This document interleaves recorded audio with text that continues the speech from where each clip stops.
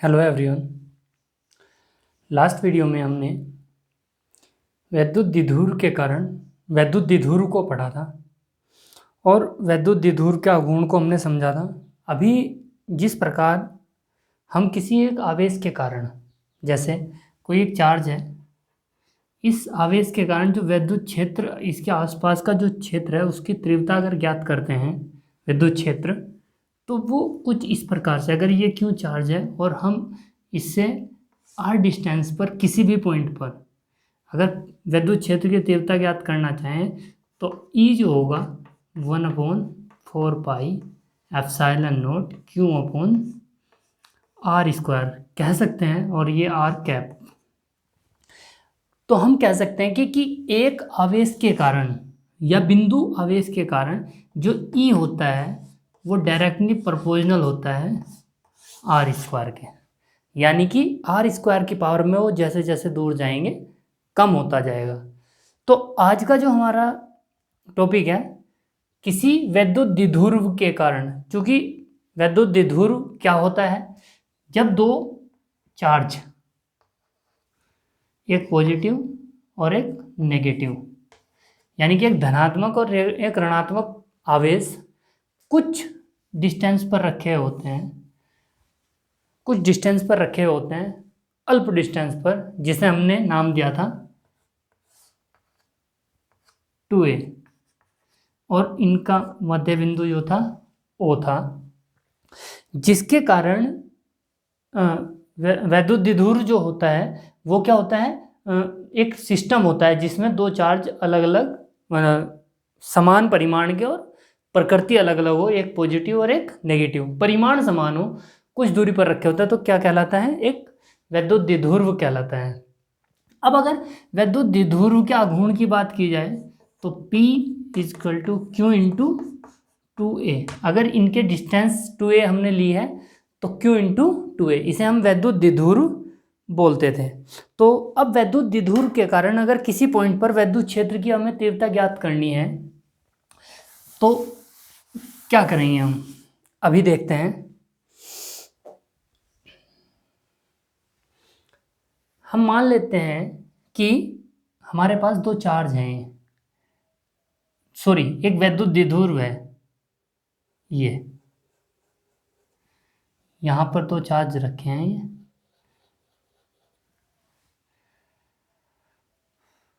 ये थोड़ा इधर कर लेते हैं,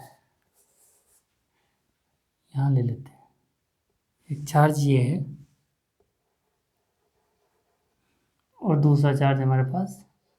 ये है, और जो इनके बीच की डिस्टेंस है वो 2a है।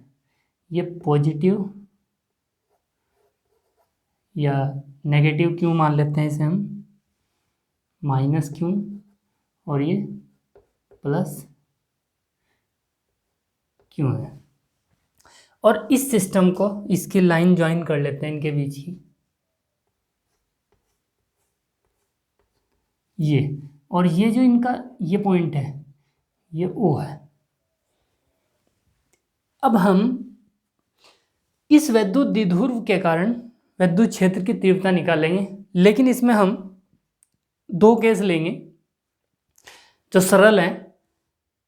एक, इसकी अक्षीय स्थिति में कहीं अक्ष में किसी जो तल होगा उसके किसी एक पॉइंट पर, फॉर एग्जांपल जैसे यहाँ है, यहाँ इसके अनुदिश अक्ष पर, यानी कि हम यहाँ पर जो कर रहे हैं वो फर्स्ट पार्ट कर रहे हैं अक्षीय स्थिति में, अक्षीय स्थिति में। अब वो अक्षीय स्थिति में हम मान लेते हैं कि हमें इस पॉइंट पर, और इसकी यहां से डिस्टेंस मैं ये r मान लेता हूं, यहां तक, इसके मध्य बिंदु O से r दूरी पर बिंदु P नाम इसका दे देते हैं। P पर हमें वैद्युत क्षेत्र की तीव्रता ज्ञात करनी है। अब अगर इसे लाइन को ज्वाइन करें, ये होगा चूंकि हमें करना क्या है कि वैद्युत द्विध्रुव के कारण वैद्युत क्षेत्र की तीव्रता निकालनी है इस पॉइंट पर, इसकी डिस्टेंस हमें पता है। अगर मैं केवल ये डिस्टेंस अगर आपसे जानना चाहूँ तो इसे बड़े आसानी से बता सकते हैं, क्योंकि ये A है और ये भी A डिस्टेंस है, तो यहाँ से यहाँ तक जो डिस्टेंस होगी वो मेरी होगी R माइनस A। तो मैं इसे लिख देता हूँ R माइनस A। और इसी प्रकार अगर इस डिस्टेंस की बात की जाए यहाँ से यहाँ तक, तो इस डिस्टेंस को मैं, चूँकि ये R है तो माइनस Q से जो इस पॉइंट की डिस्टेंस है वो मैं लिख सकता हूँ R प्लस A। चूँकि अभी मैंने बोला था कि जो E होता है अकेले चार्ज के कारण प्रोपोर्शनल होता है R स्क्वायर, और R स्क्वायर के कारण चूँकि जैसे जैसे दूरी बढ़ेगी वैद्युत क्षेत्र कम होता चला जाएगा। तो फिलहाल प्लस क्यू के कारण वैद्युत क्षेत्र, चूँकि एक पॉजिटिव जो चार्ज होता था उससे वैद्युत क्षेत्र की तीव्रताएं क्या होती थी, उससे बाहर की ओर होती थी, यानी कि प्लस क्यू से वैद्युत क्षेत्र की तीव्रता दूर की तरफ, क्योंकि विद्युत क्षेत्र की जो डायरेक्शन होगी, जो दिशा होगी वो दूर की तरफ होगी। तो प्लस क्यू के कारण जो विद्युत क्षेत्र है उसे हम यहाँ पर एक सदिश द्वारा शो कर लेते हैं, इस सदिश के द्वारा। ये थोड़ा और बड़ा बना लेते हैं, ये इस सदिश के द्वारा, और इसे मैंने नाम दे दिया ई क्यू, प्लस क्यू के कारण है। अब ऐसा माने कि यहाँ पर नहीं है, अगर माइनस क्यू के कारण देखें तो इस पॉइंट पर एक सदिश ये होगा, और ये यहाँ होगा, और इसका नाम मैंने दे दिया ई माइनस क्यू। कहने का मतलब ये हुआ कि प्लस क्यू के कारण P पर विद्युत क्षेत्र की तीव्रता ई क्यू है, और केवल माइनस क्यू के कारण विद्युत क्षेत्र की तीव्रता माइनस ई क्यू। मतलब हमने ये सिंबल ये लिखे हैं ई प्लस क्यू सबस्क्रिप्ट में और ई माइनस क्यू। क्योंकि जैसे जैसे दूरी बढ़ती है वैसे वैसे विद्युत क्षेत्र की तीव्रता कम होती है। अगर मैं प्लस क्यू से P की दूरी देखूं और माइनस क्यू जो है P से ज़्यादा दूर होगा, तो जो माइनस क्यू के कारण विद्युत क्षेत्र की तीव्रता है वो कम होगी, और प्लस क्यू के कारण विद्युत क्षेत्र की तीव्रता ज़्यादा होगी। तो इस बात का विशेष ध्यान रखें, दोनों सदिश जो बनाए गए हैं अलग अलग डिस्टेंस के हैं। प्लस क्यू के कारण बड़ा और माइनस क्यू के कारण जो है छोटा सदिश बनाया गया है। चूँकि एक वैद्युत द्विध्रुव जब होता है, और वैद्युत, ये मैं ये हटा देता हूँ, अगर हम वैद्युत द्विध्रुव में डायरेक्शन बताना चाहें तो इसकी जो दिशा होती है माइनस से प्लस क्यू की ओर होती है, और उस डायरेक्शन को हम कैसे शो करते थे, P से, P कैप, जिसे द्विध्रुव आघूर्ण भी कहते थे। तो मान लेते हैं कि माना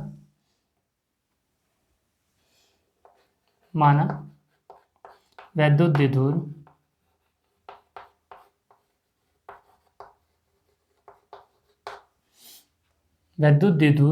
का आघूर्ण P बराबर,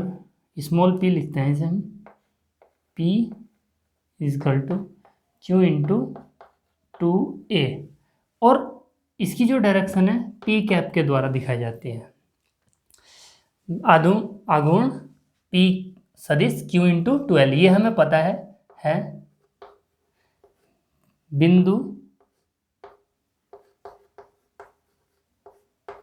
P पर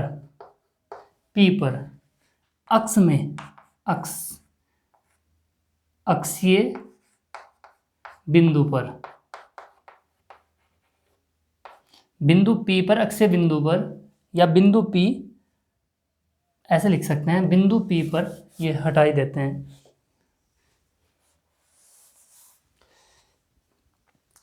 बिंदु P पर विद्युत क्षेत्र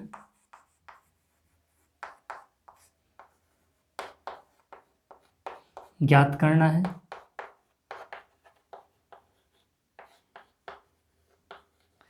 ये हमारा क्वेश्चन है। अब O से O द्विध्रुव का मध्य बिंदु है, O से P की दूरी R इसे हम माना है। मतलब O से जो दूरी है P की दूरी, और वो क्या है हमारे पास R मान ली हमने, R दूरी है। अगर ये सिंबल तो लिखने की आवश्यकता नहीं, हमें पता है ई क्यू क्या है, ई प्लस क्यू क्या है, ई है हमारे पास प्लस क्यू आवेश के कारण पी पर तीव्रता, विद्युत क्षेत्र, और जो E माइनस क्यू है वो है माइनस क्यू आवेश के कारण P पर विद्युत क्षेत्र, ये हमने मान लिया है। अब हमें करना क्या है कि इस पॉइंट पर जब विद्युत क्षेत्र की तीव्रता ज्ञात करनी है तो इसके कारण विद्युत क्षेत्र की तीव्रता निकाल लें और इसके कारण विद्युत क्षेत्र की तीव्रता निकाल लें और उनका हम सदिश योग कर दें, जिसे हम अध्यारोपण का सिद्धांत भी कहते थे। तो किसी भी अगर पॉइंट पर विद्युत क्षेत्र की तीव्रता निकालनी तो जितने भी उसके आसपास चार्ज हैं उनके कारण विद्युत क्षेत्र की तीव्रता निकालेंगे और उन्हें ऐड कर लेंगे, उनका सदिश योग कर लेंगे। अगर मैं ई क्यों लिखूं, चूंकि मैंने आपको स्टार्टिंग में बता दिया था और आपको पता भी है, ई जो होता है 1/4 pi epsilon naught Q upon R square, किसी एक चार्ज के कारण। अभी इन्हें हम अलग अलग चार्ज के कारण अगर निकालें, अगर ई प्लस क्यों लिखें हम और मैं इन्हें सदिश फॉर्म में लिख रहा हूँ, मोस्टली मैंने भी देखा है बच्चे इसे सदिश फॉर्म में नहीं लिखते, मतलब सदिश रूप में नहीं लिखते हैं, क्योंकि विद्युत क्षेत्र की जो तीव्रता है वो सदिश है। तो अगर विद्युत क्षेत्र की तीव्रता सदिश है तो उसे सदिश में लिखना पड़ेगा, और सदिश रूप कुछ इस प्रकार है इसका, जो ई प्लस क्यू है वो प्लस क्यू के कारण विद्युत क्षेत्र की तीव्रता है, इसे लिखेंगे हम 1/4 pi epsilon naught Q upon plus Q के कारण जो डिस्टेंस है वो है हमारी r माइनस ए,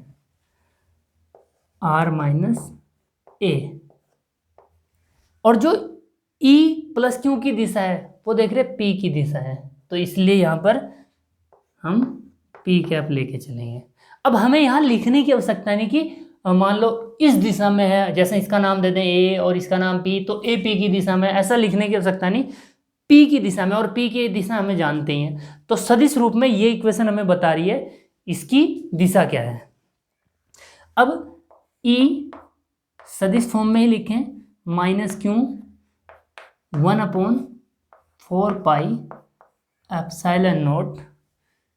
क्यू अपॉन, ये सॉरी स्क्वायर है यहाँ, माइनस क्यू के कारण जो विद्युत क्षेत्र की तीव्रता होगी वो ई क्यू है, और इसकी जो डिस्टेंस है यहाँ से यहाँ तक की आर प्लस ए का होल स्क्वायर, और इसकी डायरेक्शन पी के विपरीत है, पी के विपरीत है, तो पी के विपरीत है तो यहाँ पर क्या आ जाएगा माइनस। अब इस बात का विशेष ध्यान रखें, इसे अलग कलर से लिख देता हूँ,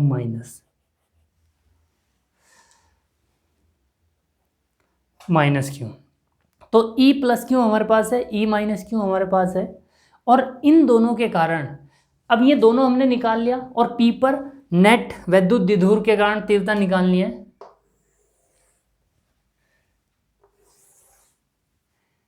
P पर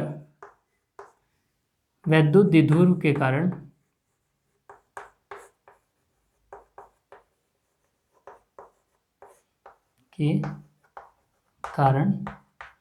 तीव्रता E बराबर इन दोनों के सदिश योग के बराबर, यानी कि E प्लस क्यू और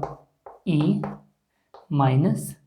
क्यू इन दोनों के सदिश योग के बराबर होगा। और इनका वैल्यू अगर हम यहाँ रखते हैं, ध्यान दें, 1/4πε0, 1/4πε0 क्यू और क्यू ये कॉमन है पूरे में से, तो इसे कॉमन लेके लिख सकते हैं हम, यानी कि E इजकल टू 1/4πε0, और यहाँ पर मैं क्यू लिख देता हूँ, क्यू यहाँ बचेगा 1/r-a का होल स्क्वायर, 1/r-a का होल स्क्वायर माइनस, क्योंकि ये माइनस है तो r+a का होल स्क्वायर, r+a का होल स्क्वायर, और साथ में डायरेक्शन इसकी क्या है, पी कैप। अब हम इसे सॉल्व कर लेते हैं। E इजकल टू Q/4πε0, इन दोनों की मल्टीप्लाई, और ये इधर अगर इसे कैलकुलेट करेंगे तो r+a का होल स्क्वायर माइनस a का होल स्क्वायर अपॉन, सॉरी यहाँ भी हमें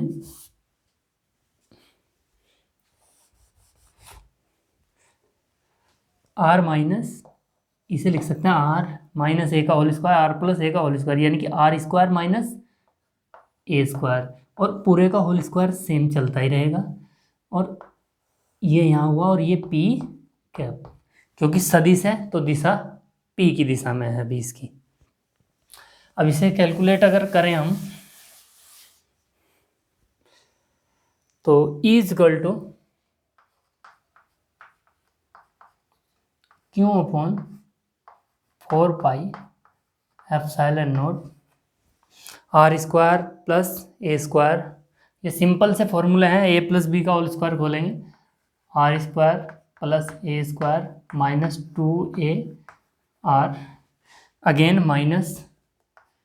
r² minus a² plus 2ar, थोड़ा यहाँ जगह कम पड़ रही है तो मैं इसे यहाँ लिख देता हूँ, और plus 2ar upon r² minus a² का होल स्क्वायर, और ये p कैप, ये कैंसिल इससे, r² सॉरी माइनस था तो ये कैंसिल गलत कर दिया मैंने, दोबारा लिखना पड़ेगा इसे। देखो इसे लिखते हैं E is equal two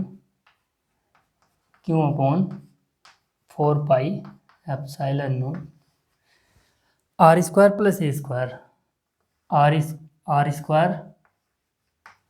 plus a² plus 2ar, और ऐसे ये माइनस r² प्लस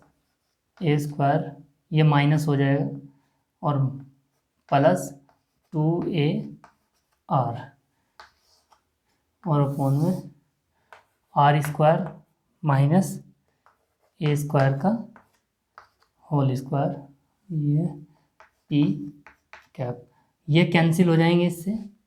तो 2ar 4ar लिख सकते हैं हम इसे, यानी कि E इजकल टू Q/4πε0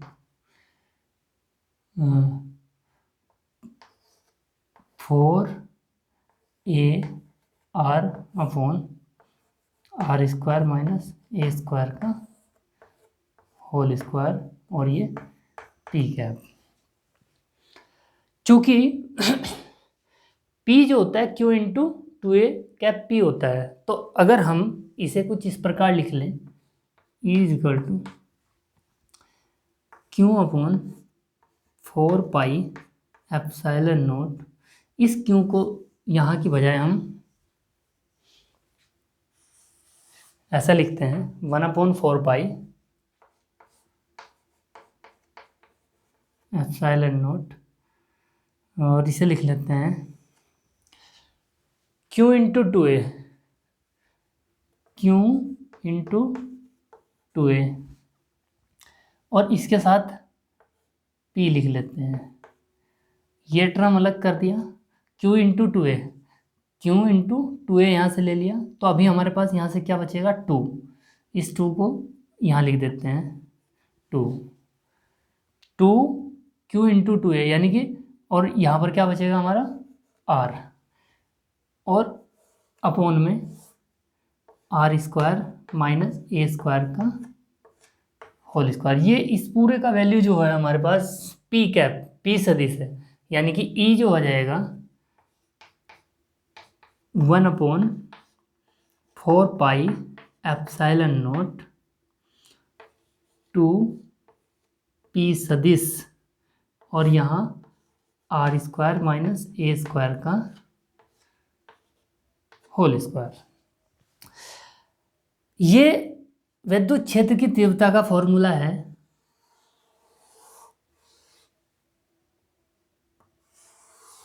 किसी विद्युत द्विध्रुव के कारण r डिस्टेंस पर, और यदि जो ये P पॉइंट है विद्युत द्विध्रुव से काफी दूर है, तो उस केस में अगर हम लिखें, यदि R जो है, मतलब जो P पॉइंट है वो बहुत दूर है, बड़ी दूरियों के लिए, यानी कि R जो है बहुत बड़ा है, या हम इसे ये कह सकते हैं कि अगर R बड़ा है तो A जो होगा बहुत छोटा होगा, या हम ये कह सकते हैं R बहुत ग्रेटर है A से। तो जो अगर R बड़ा है A से, यानी कि ये पॉइंट इस दूरी की तुलना में बहुत ज़्यादा दूर है, तो हम ये कह सकते हैं कि जो A है नेगलेक्ट कर सकते हैं। तो तब केस में क्या हो जाएगा, E equal to 1/4 pi epsilon naught 2p upon, sorry यहाँ पर हमारा R छोटा, 2p R, तो यहाँ हो जाएगा R की पावर 4 और यहाँ R, तो एक R से कैंसिल होगा, तो E बचेगा हमारा 1/4 pi epsilon naught 2p upon R cube. अर्थात जो विद्युत क्षेत्र की तीव्रता है किसी विद्युत द्विध्रुव के कारण, वो कुछ इस फॉर्मूले द्वारा दी जाती है। और अगर इस फॉर्मूले में ध्यान से देखें, क्योंकि जो विद्युत द्विध्रुव था किसी एक बिंदु आवेश के कारण, वो R स्क्वायर के प्रोपोर्शनल था, यानी कि एक पॉइंट के कारण जो, अगर हम देखें यहाँ पे देखते हैं, हमने ये अभी आपको समझाया था, जो E है किसी एक पॉइंट के कारण E प्रोपोर्शनल होता है R स्क्वायर के, लेकिन विद्युत द्विध्रुव के केस में E अगर आप देख रहे हो तो यहाँ R क्यूब, यानी कि और ज़्यादा तेजी से घटेगा, E प्रोपोर्शनल होगा R क्यूब के। तो कहने का मतलब ये है कि एक अकेले के कारण अगर विद्युत क्षेत्र देख रहे हैं हम, तो R स्क्वायर की 1/R स्क्वायर की फॉर्म में कम होता है, या इन्वर्सली प्रोपोर्शनल था R स्क्वायर के, और यहाँ जो विद्युत द्विध्रुव के कारण है वो R क्यूब, यानी कि तीसरी घात के, यानी कि और ज़्यादा तेजी से कम होगा। फिलहाल इस पर हम और भी चर्चा करेंगे, क्योंकि इसका एक केस हमने लिखा है अक्षीय स्थिति में, एक इसकी स्टैंडर्ड ही है, ये भी विशेष ही है कि इसके निरक्ष पर या किसी विषुवतीय बिंदु पर, मतलब इसके पॉइंट, मतलब यहाँ किसी एक पॉइंट पर, या कहते हैं कि इसके 90 डिग्री पर, इसके मतलब ये अक्ष में था, इसके किसी निरक्ष स्थिति में, वो हम नेक्स्ट वीडियो में देखेंगे, और उसके बाद कुछ उन दोनों में भी चर्चा करेंगे। तो फिलहाल इस वीडियो में इतना ही, तो मिलते हैं नेक्स्ट वीडियो में। धन्यवाद।